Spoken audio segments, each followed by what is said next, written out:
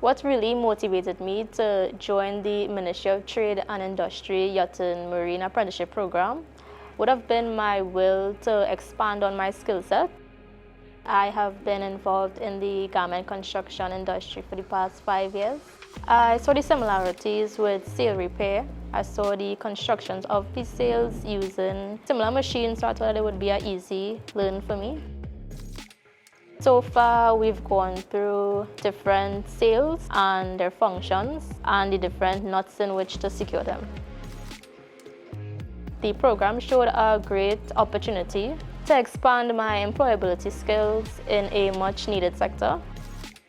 I'm looking forward to gain as much knowledge as possible within the marine industry.